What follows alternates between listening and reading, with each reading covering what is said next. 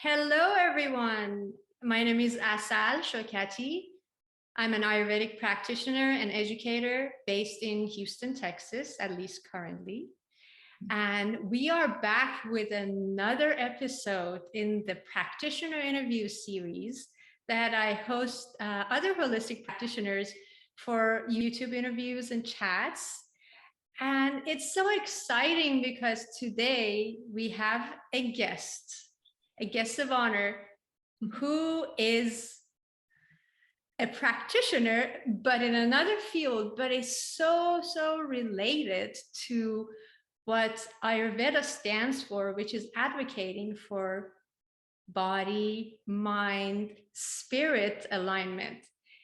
So I would love to introduce Jill Allison Bryan, based in Dallas, Texas. She's a master creative life coach and founder of the Creative Oasis Coaching. Jill is the founder of coaching system, I would say, and she runs her company. She's a master Kaizen muse creativity coach, six-figure business owner, singer, songwriter, recovering procrastinator, according to herself. And she used to be a perfectionist. She's a world traveler, recycler. I love that. Music fanatic and lover of cold brew coffee. And she's here to help you make time and space in your busy life for your personal and professional creative projects, passions, and pursuits. So without further ado, I would love to hand the mic over to Jill so she goes a little bit deeper and introduces herself further to you all. Oh, thank you so much, Asal. It's so nice to be here. I really appreciate the invitation. I'm happy for the reconnection. I think it's so interesting that you're in Houston, Texas. I'm in Dallas, Texas, but we met in Santa Fe. Exactly. I'm glad you brought it up. I was going to drop it in there too. Yeah, we met at the Gathering of the Creatives in Santa Fe several years ago. So yeah, that's pretty cool that we're both in Texas right now, as you say. Yeah, so your introduction was lovely. I help people. Another way I like to talk about what I do as a creativity coach is I help people to take their creative dreams and actually bring them out of their head and into the world, because so often those dreams just stay in the head, stay in the dreaming. I like to help them move from the dreaming to the doing. That's another way to think about it. I would also say that I help people get clear on their creative vision. Like if they have a lot of things they want to do, sometimes it can just feel like this idea tornado is the way I talk about it. So I help them get clarity around that. And then once they have a clear vision, I help them turn that vision into their reality. That's perfect. So, practicality. Yeah. And I love that. I love that in my own practice. I don't currently see clients, but when I did, the whole thing was, what can we come up with to make this change as practical and as sustainable as possible? And it looks like that's what you're bringing to the table to your clients and to the world. Absolutely. Yeah, through a lot of different methods. Yes, but I love sustainability, because I think that one of the ways that I would talk about that with the people that I work with is consistency.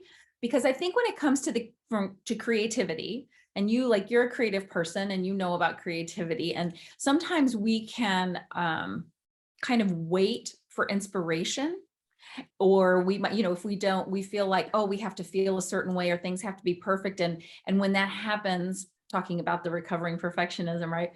We only maybe get to our creative endeavors once in a blue moon. Mm-hmm. And so one of the things that I'm helping people to do is have a consistency where they're showing up more consistently and sustainably to their creative practices or to their creative businesses, rather than just when the spirit moves them, or every once in a while, or, when they feel particularly, inspired by the muse. So, is it right to assume that you were also in Santa Fe for the creative reboot or gathering of the creatives to see Julia Cameron? Oh, yes. I mean, like everybody else was magnificent as well. Flora Bowley, I think Melody Ross was at that one, and there were some amazing presenters.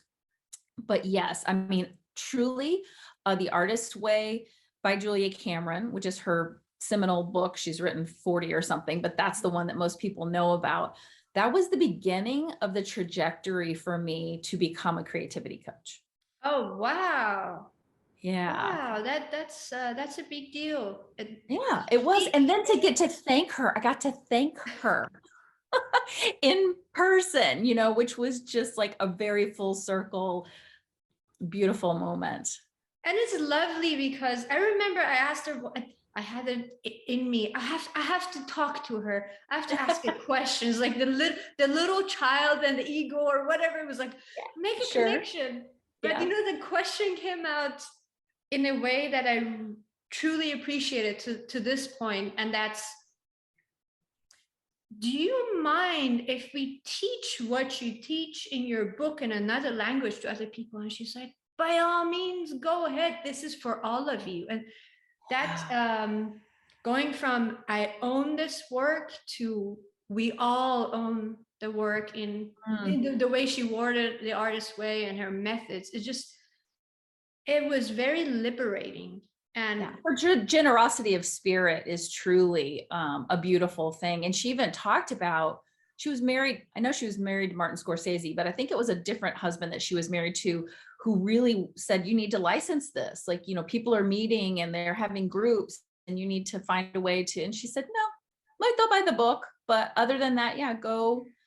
I think somebody else asked her, can I do a documentary about you or a podcast or something? And she was like, sure. that's She was amazing. very down to earth. Yeah, absolutely. Like it, and to me, at this point in life, the way I understand it is she is in her element. She is full of integrity, and that is bringing all parts of herself within. And that's in another word called alignment. Yes. Oh, and I love that word. That's such a beautiful thing to work towards, to rather than even success or progress, like all of these kind of, I would say, patriarchal, societal, like kind of benchmarks of what is a good thing and a bad thing. linear, right? By binary, good and bad, right and wrong, right? But no, alignment, to be in alignment with your spirit, with your body, with your higher calling. That's really a beautiful thing. So bringing it back to what you do, I have taken a class with you. I don't know if it was one of your master classes or something, and it was just a lovely exercise. And again, full of generosity because you offered it to us for free back when you did it.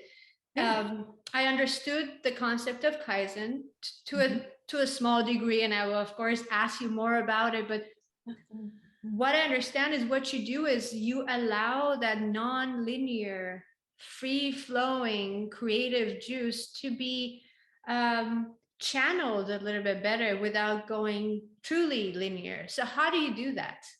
Well, there's lots of different ways, right? But even acknowledging that the creative process is nonlinear, and I love to say, our life is our greatest creative endeavor, right? Like if we choose to view it that way, pretty much everything that we do is an opportunity to either experience or enrich or express ourselves creatively. And creativity is nonlinear. It's not a mathematical equation, or we would all, know how to say A plus B plus C equals like starry night, but luckily it's not that way.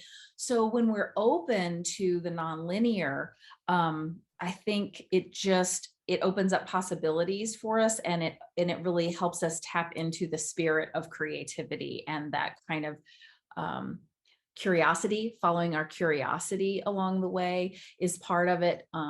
Yeah, I think it's magical. I think that really being open to that nonlinearness is one of the things that attracts people, even people who don't consider themselves creative.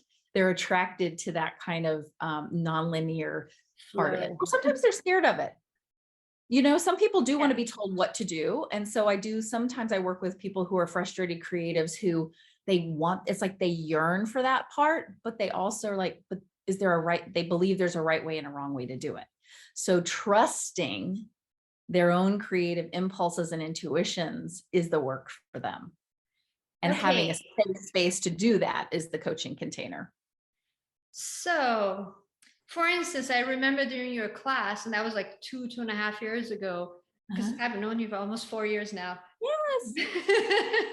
Oh my gosh, Asal, time flies, truly, doesn't it?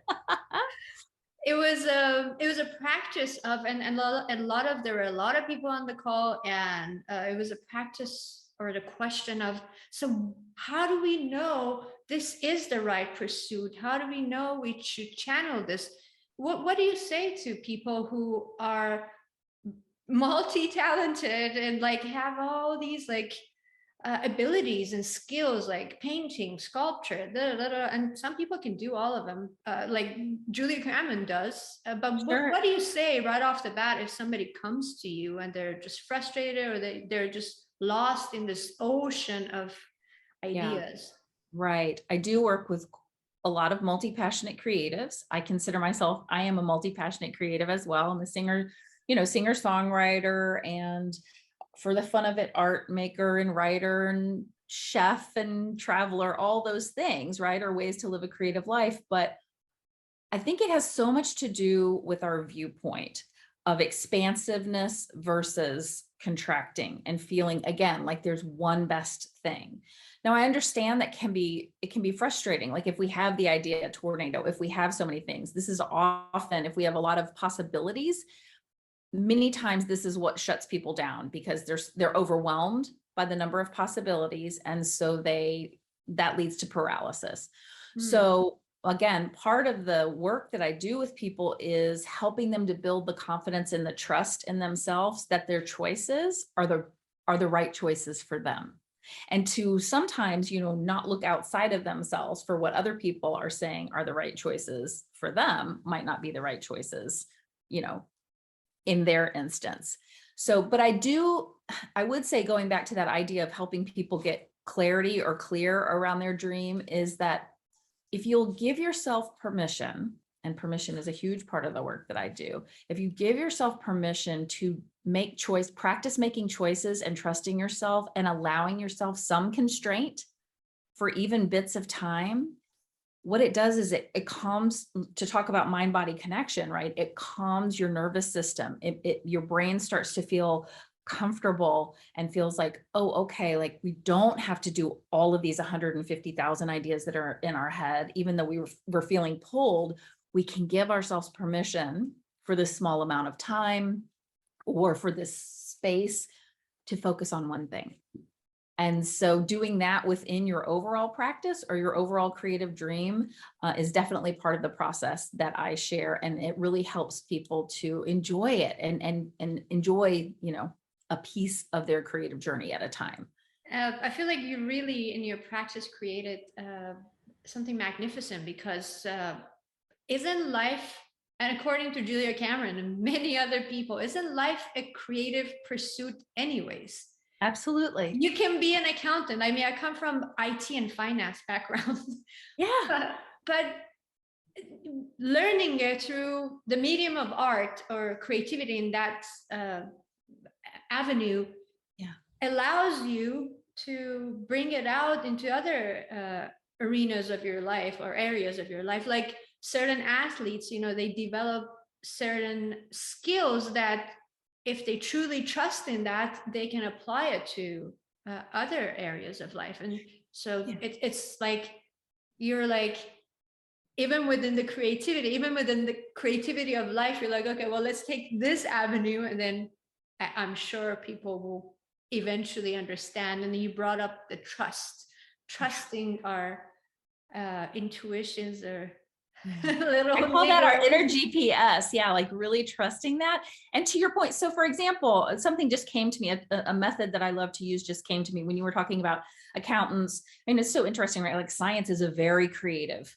endeavor, but accountants or people that may not think of themselves as creative, you can still use creative methods. So for example, if you had a problem that you were trying to solve, or a project that you were trying to complete, and it was in a more of a left brain kind of not traditionally creative field, I have something that I share with my clients, I call it the Cabinet of Creative Counsel. So it's kind of an imaginary, almost board of directors, and it is a group of people that you curate they can be real, they could be living, they could be past, they could be fictional characters. Julia Cameron is definitely on mine.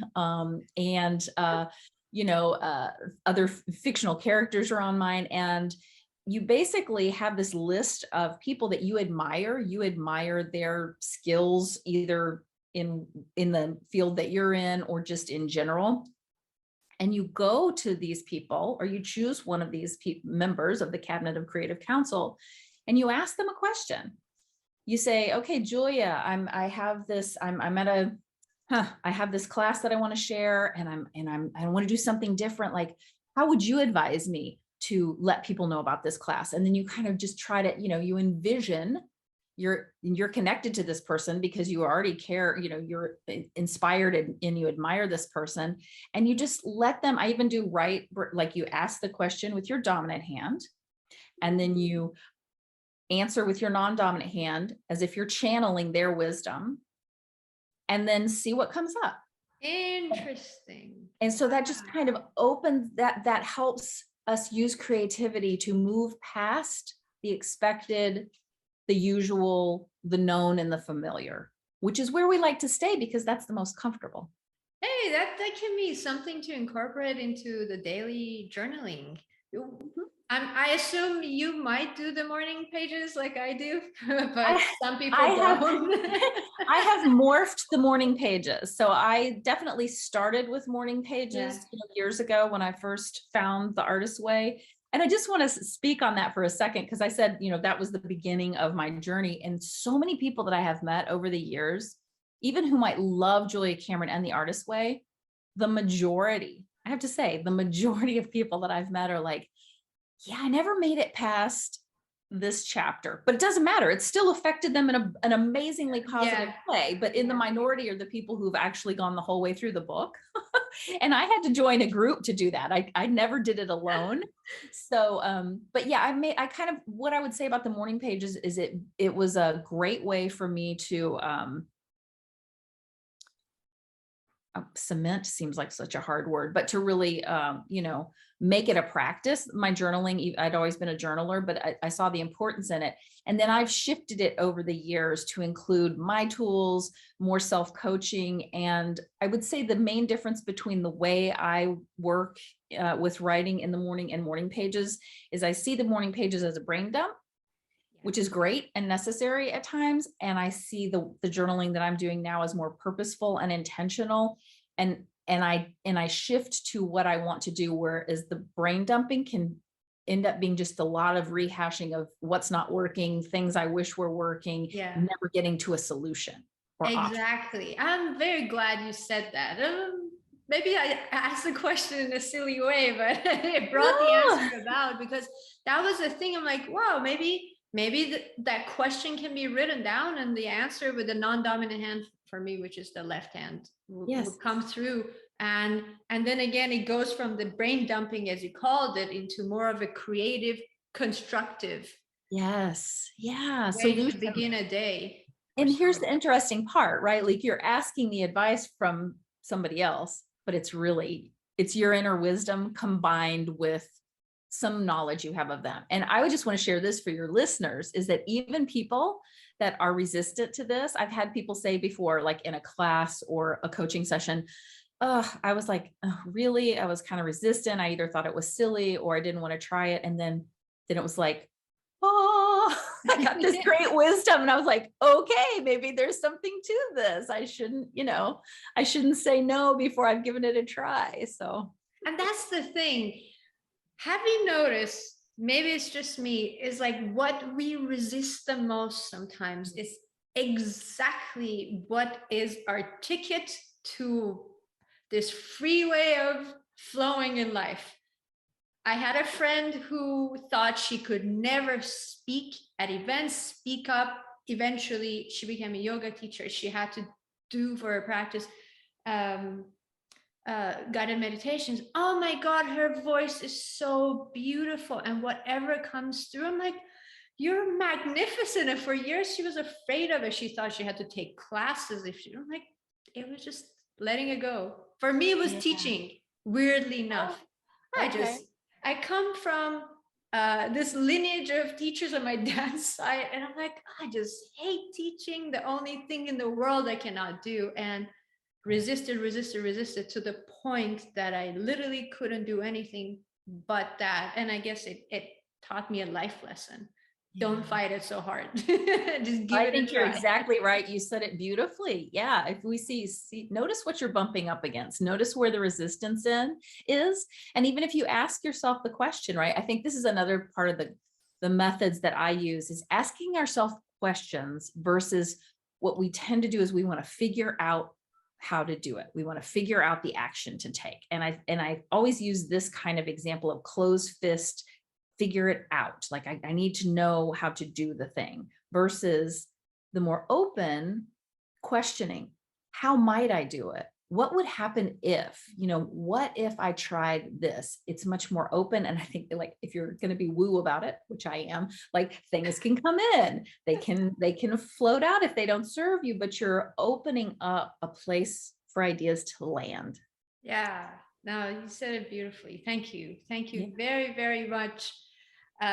What you said about the, having that cabinet, I learned some years back, and then like took another class with my teacher when she was visiting Houston from Arizona. She was teaching her friend's book, and it's called Hiring the Heavens, and it's about creating this heavenly committee when you want to do a project. I want to have the best accountant here. I want to have the best real estate agent, and then like. But what it does is like when you connect to that, it's similar to what you said, but I like your method a lot more because it's practical. It's like the people instead of super imaginary people. And then like, as you said, channeling their energy, but it is really the inner wisdom that comes through as if you're wearing a different hat or you have an alter ego or another persona to live through. And that doesn't lie because that wisdom is available to all of us. It's just like how we connect to ourselves kind of defines, or like the amount of resistances kind of dictates the flow of that Absolutely into our consciousness. Yeah, agreed. So how do you, if somebody's super right brain hemisphere dominant or super left brain hemisphere dominant, you brought it up, how do you see this merger can happen, that we activate both brain hemispheres and not just like completely dismissing one or super emphasizing the other? How do you see that in your practice?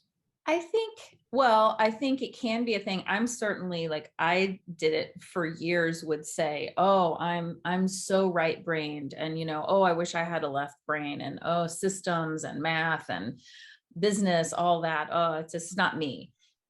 And then it was interesting because I think it's always interesting to have perspective. So you can have perspective from a friend or a coworker or a coach or a colleague. And I call her like a business bestie, like who has been like, we have a weekly standing call and we both have online businesses. And she called me on it. At first she was like, this is your story that you're very committed to and that you're telling all the time. But if you pull back and look at what you've actually accomplished and what you're actually doing, you do have and utilize a bunch of left brain skills. So I think sometimes it's just, and I tell people like who are left brain, who think they're not right brain, I'm like, did you get yourself dressed this morning? Have you ever made a meal for anybody else? It's like, I think we have stereotypical notions of what it means to be left brain or right brain. And when we start to pull back and see where it already does exist in our life, that we can then kind of invite it in rather than have to be this thing that we are or are not. No, it's just a dominance thing that sometimes maybe due to circumstances, or as you said, the stories we tell ourselves and the beliefs we have, we feel one way or another. So you do work with, this is part of the clarity, I assume. If it's an issue for somebody, if somebody's bringing it up and it's like, and usually it shows up as like, I can't do this because, like more of a rationalization or an excuse. And so It's just stories that we've told ourselves, for the longest amount of time. In a way, you're a musician. I mean, you are a musician. You just labeled it singer-songwriter, but you're a musician. How would you see music plays a role in harmonizing aspects of our brain? Have you noticed a difference, or it's just because it's so enmeshed in your life that Yeah, it it's so is. natural? Actually, I don't know. For me, it's kind of one of those parts of life. Like for some people, nature, like they couldn't imagine, like nature is the thing for them. And nature is for me as well. But I just think it's an avenue to connect to creativity, my own creativity, but the creativity of others, which is something else I want to share. A lot of times people are very focused on what they are producing, what they can or cannot do as a creative person. But I want to offer that if you're a music lover, or you love to go to plays or movies or read books, or go to galleries, any of those things, you are part of the creative process. Being an audience member and a consumer of other people's and a supporter of other people's creativity is living a creative life. It is part of the creative process. And we, even as creatives who are active in our own creative practice, it's important to say that's not all of it. It's also going out and soaking up the goodness of other people and experiencing that. So that's a door that I sometimes invite people in who may have some resistance to thinking that they can be creative anyway. I ask, like, what are you interested in? Tell me about some ways that creativity is already in your life, but you're just not producing it, you're enjoying it, or you're supporting it. I see. That's just perfect. It's creating room for it, making a step. And I remember you did mention this very, very wise word of just give it a little bit of time, every day, even if it's just like looking at if you want to paint, but you don't get yourself to it. Oh yeah. So that's Kaizen. So that's touching it. So that's Kaizen. So Kaizen, Okay. Kaizen, is a Japanese term that means small steps to continuous improvement. And another way I like to talk about that is if you just touch, put a hand on or a thought to your project or whatever it is you want to do, even if you can't spend 3 hours with it, which is, a lot of us think like, oh, I need this big chunk of time before I can sit down and paint or write or play the piano or work on my business plan or whatever it is. And I think, no, if you just allow yourself to, as you say, review it or do it for 2 minutes, at a time, you're staying connected to it. And your brain really doesn't know the difference between me sitting down and playing the piano for 3 minutes and enjoying that or an hour. By the time I've finished playing and singing one song, the part of my brain that's lit up and joyful and connected to my creativity is lit up and joyful and connected to my creativity. I don't need to keep going for 57 minutes to make that happen. That's amazing. That is amazing. So tell us one more time what Kaizen stands for. Kaizen, Kaizen. It's a Japanese term that means small steps to continuous improvement. And we can use it in our creative life, in all of our lives in so many ways. We can use it in time, like I was just talking about, like you can spend a small amount of time. I call them delightfully doable steps. Within my methodology, it's delightfully doable steps. So you come up with the piece of the puzzle or the step in your creative project that feels so doable, it's almost laughable. You're like, oh, Jill, look at my list. Like, look at my plan. Okay, I can do that, but what good will it do? That's not really making any progress. It is, because it's connecting you to it and also prioritizing it enough that it's in your life, so that's one way to do it. We can also do it spatially. Let's say I work a lot of times with people who have a creative space that they would like to organize or change. So it can be overwhelming if every piece of the room needs to be changed. So start with one small section, the upper left-hand corner of your desk. Instead of the entire desk and the credenza and the bookshelves, thinking I have to fix all of that. Nope, just start with this one pile. And then again, this goes back to our brain being like, oh, I can do that. Thank you. I can't do all of this at once. I'm not Mary Poppins. So a breakthrough will come either like gradually or all of a sudden, like the energy will bring you to the doorsteps of, okay, this is going to get finished, or the painting's going to come about, or whatnot. Right. Yeah. It's just, it's off. It gets us away from that all or nothing mentality, which can often be the block. Yeah. Yeah. And timing, it gives us that, it allows us to work with, one may say, divine timing, timing that is in flow with all of us. Yes. Oh, and I love that phrase. I love the notion of and the phrase divine timing. Absolutely. And sometimes if you just give yourself, okay, you're resistant and you're like, I'm just going to start, I'm going to set a timer for 5 minutes and I'm going to start this, whatever it is. Sometimes it's just the getting started and then you are in flow and you're like, oh, okay, I have 30 more minutes. I'm going to continue to go. I'm going to continue painting or writing or whatever it is. But even if you've only done the 5 or 10 minutes that you set the timer for, you've been in touch with your creativity. So you advocate consistency, showing up when possible. Consistency, but not everydayness, because that's a pressure. Yeah, see, that's the other thing I have. That's my another little beef about Julia Cameron. It's just like every day. I think anything besides like eating and brushing your teeth and doing the things that you must do every day, it can put a lot of pressure on us.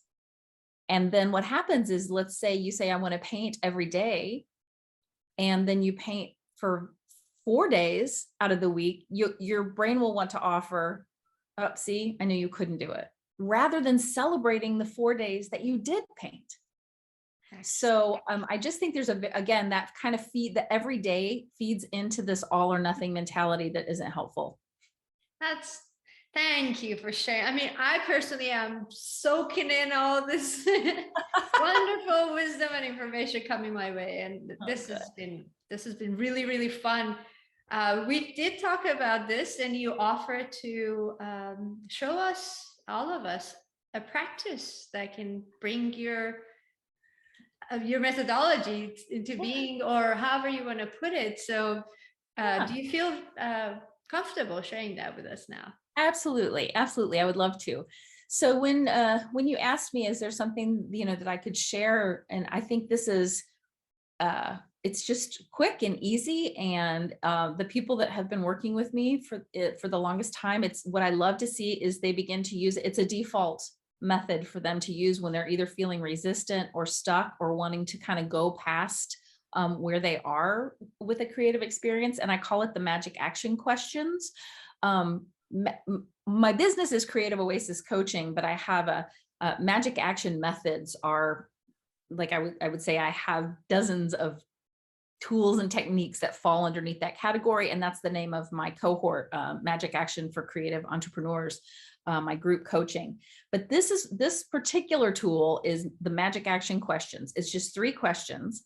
And so if you're feeling resistance around or overwhelm, any unpleasant emotion around a creative experience, or any experience actually or action that you want to be taking, if you will ask yourself, again, I just talked about this a minute ago, questions, right? So opening up to your inner wisdom rather than thinking, I know I need to muscle through this or figure out how to do this. The first one is, how do I make this easier or more doable? So, again, this is going to show up in a variety of ways. It depends on what project you're working on. But let's go back to that example of organizing a creative space. How can I make this easier or more doable? Well, I can use Kaizen. I can use delightfully doable steps. I can start with 1 shelf at a time, or even 1/2 of a shelf at a time, rather than believing I need to be able to do it all at once, which is impossible anyway. That might be one. So the first question, how can I make this easier or more doable? Might be getting help. It might be enlisting help. The second question is, how do I make this more fun? Or if it can't be fun, at least enjoyable. I always say that because I think like taxes, never going to be fun for me, but I can make it more enjoyable. And again, the answers that you're going to come up with for your specific scenario are going to be different every time. But I could use an example. I could even say taxes, right? So how I could make that more enjoyable. Oh, I've recently started, I could light a candle, but I've recently started listening to like binaural beat type of music. Are you familiar with? It's instrumental, and it's kind of hertz it's created to help you focus and ground and calm down. So that would make it more enjoyable for me to have that on in the background as I'm doing this task that is not inherently. Interesting. So I'm about to file my taxes, got an extension. I have to file it by the end of this month for another purpose. And, that procrastination until I went to a coffee shop yesterday. That's so funny you brought it up. I went to a coffee shop and I could only sit there 5 minutes, but at least I started and got through enough. Like, oh, good. I don't have to worry too much about it. And closed the laptop and went, got some mosquito bites along the way, but that was fun. I had my hot chocolate, which is the cheat meal for Asal. Yeah. But there's a lady called Barry Tesler, Art of Money, and she actually advocates for money dates. That's so funny you said that, but that can be for anything and everything we resist. Absolutely. So thank you for bringing it up. Sure. So yeah, good for you. You were using Kaizen. That's awesome. Okay. So first one, how do I make this more enjoyable or more doable? And the second one is enjoyable or more fun. And then the third one is, how do I make this more meaningful, or what is the meaning, the why and the meaning behind this? So for taxes, it could be, I'm going to feel accomplished. I'm going to feel secure when I know that my finances are taken care of. Or if we go back to the example of your creative space being organized, I'm going to feel, I'm like an opening up space to create and have energy, and not having that oppressive energy of the worry or the bother that these things are, these piles of paper are annoying to me. And when I get rid of them, I feel like more invited into my space. So those are the three questions. How do I make this easier or more doable? How do I make this more fun or enjoyable if it can't be fun? And how do I make this more meaningful, or how do I find meaning in this? And I promise you, it has been like, it's just, in fact, I had a client turn it into a verb. So now my clients say, oh, I was having a problem with this, but then I magic actioned it and it's like fine. So we actually use it as a verb. Magical. It's simple, but it's playful, and it's even melodic. Going back to your music background. It's very powerful. It's empowering. It's very useful. So I'm happy to share that with you all. Thank you. It's such a gift. It's just wonderful. Absolutely. Thank you. I'm going to be using it. It's just it is fun. Good. Yeah. Hey, listen, I'm being very cheeky, and I didn't think about this before, and it came to me. And you can just say no. I even take it out of the thing. But would you mind sharing a little bit of your inner art with us, your voice, or the melody that runs through you, or you don't feel comfortable? That's all right. Oh no, that's so interesting. I'm like, what would I sing? What would I, one time I actually, a long time ago, I did the keynote opening speaking for some creative conference. I don't know. And I'm standing at the podium in front of, whatever, 200 people, 300 people, whatever is there. And the lady said, who hired me to come speak, she was like, could you sing a song for us? And I was like, oh, well, I don't know. So let me see. I'd love to sing something if I was going to sing something that was actually appropriate. I guess I could sing, and we might want to take this out, but I'll try it. So my one CD that I have ever recorded, Dancing in Limbo, there's a song that I wrote on it called Infinite Possibilities. And it was one of the first songs that I wrote when I started working with my creativity coach after the Artist's Way group, which was that was my path to becoming a creativity coach myself. And I haven't sung it in a long time. We'll see. We might cut this. I'm sure it won't get to that point at all. Thank you for agreeing. Yeah, let's see.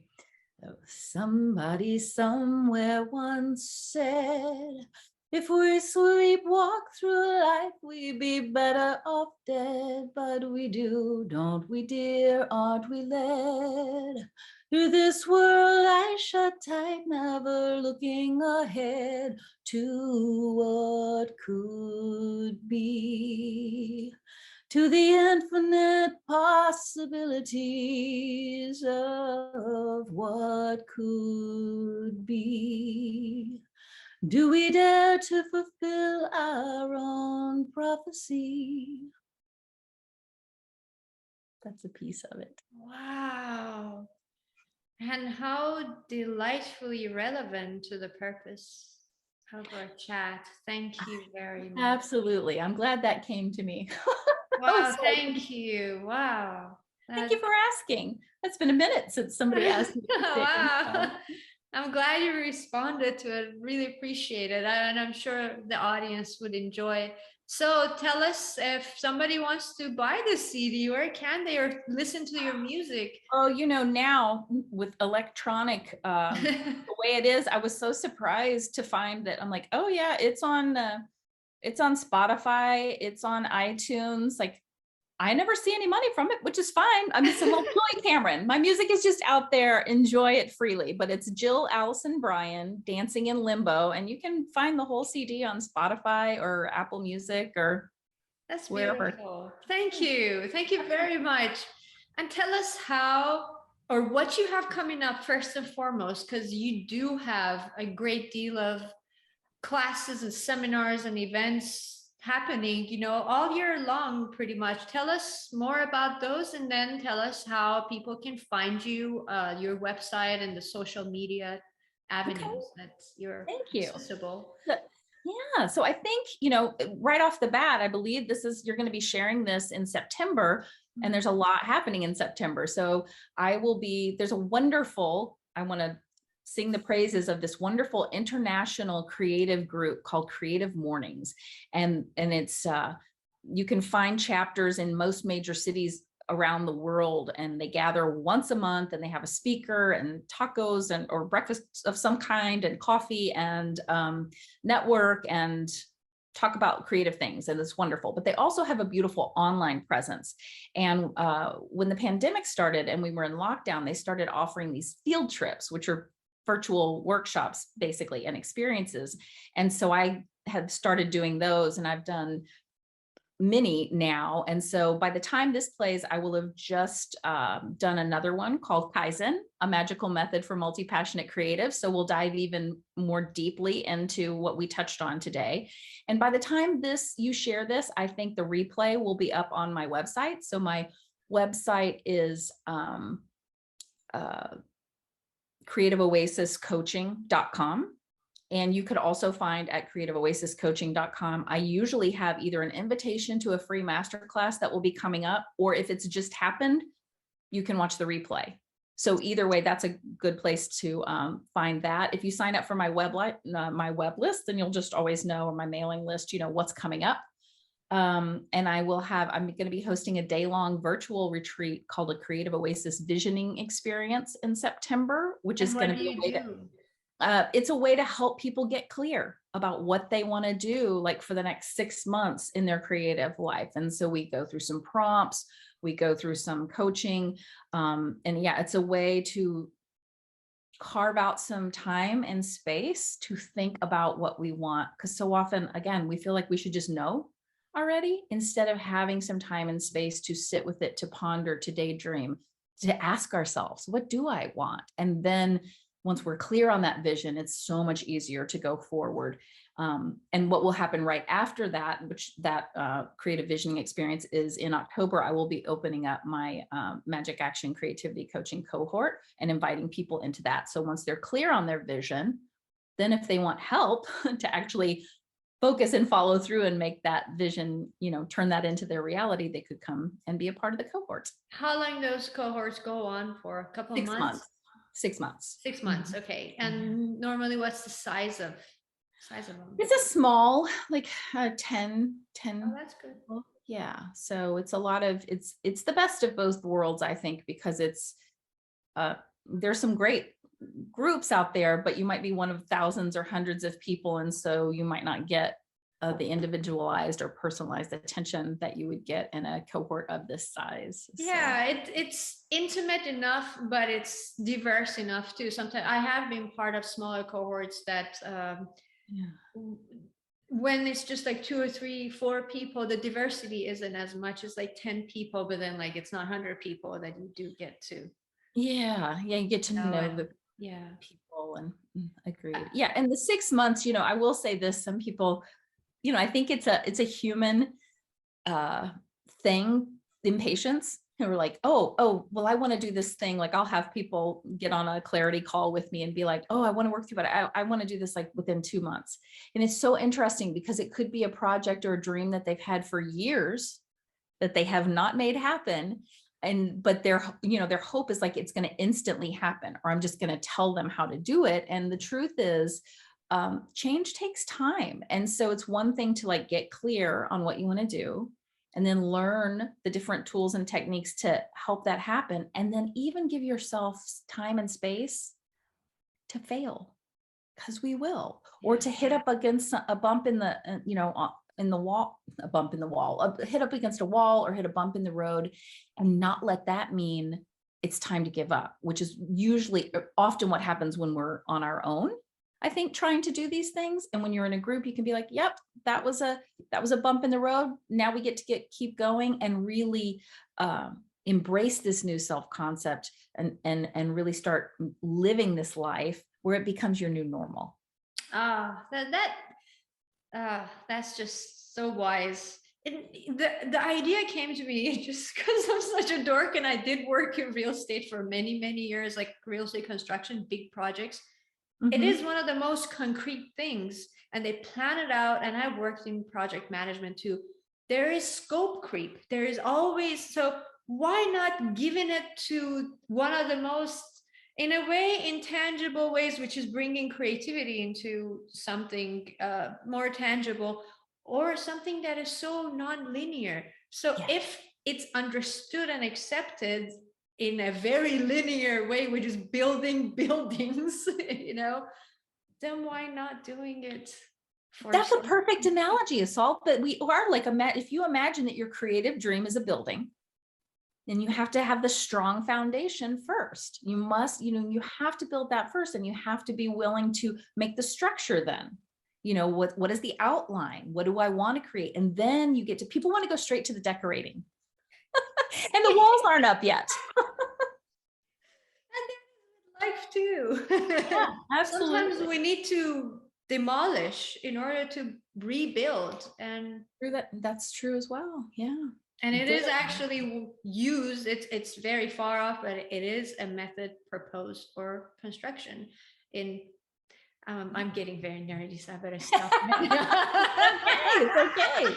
I think the analogy is apt. I think it's perfect. Thank you so very much. And then one more thing, what is your social media handle and which avenues you're on? And I will share everything in the description below and on the video as well, so people can have access to it anytime they like to.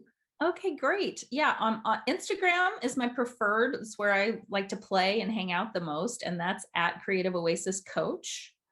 I am on LinkedIn, I think, is Jill Allison Bryan, and I believe Facebook is Creative Oasis Coaching. Okay, but I can double check all those with you. Main thing is Instagram, and yes. Definitely share that. And thank you so very much. Again, for selfish purposes, I've enjoyed it. Hopefully others did too. And you have a beautiful energy, and I really genuinely love when we connect. Thank you. Oh, I do too. I actually remember the moment we met. I remember it clearly. We were sitting in a workshop together in Santa Fe, and I was just like, you have beautiful energy. And I think we just kind of did like, woo, Wonder Twin powers activate. We're just like, whoa, we have to know each other. We started talking, and here it is 4 years later. So yes, and we're both in Texas, and I think we set a few things ablaze in that workshop. Agreed. Yes. So good. Thank you very much for inviting me for the conversation. It was a delight. It And for is a inviting me joy to and sing. honor. So I would love to say goodbye to the audience. Please subscribe. Please share this. The whole idea behind these interviews and chats are to offer to the world that there are people out there and no one of us are alike, but we have this common mission, which is to help others see the beauty and life and light and creativity and health and alignment in themselves, and get support where needed. And people speak different languages. So what Jill says may be music to somebody's ears, and what Danielle said could be the path to freedom to somebody else through the body. So share these messages, please. Hopefully these, maybe even 10 years from now, will be such a jewel box of wisdom that we don't know, but there's love behind these projects. So if you like them, share them, do subscribe, stay in touch, and we may even bring people back. So who knows, maybe Jill and I will connect again on this platform and do another session together. So thank you everyone for watching. Thank you for connecting. It's always a pleasure, and hopefully this will continue. And thank you, Jill, very much again. Thank you. We'll speak soon. Okay.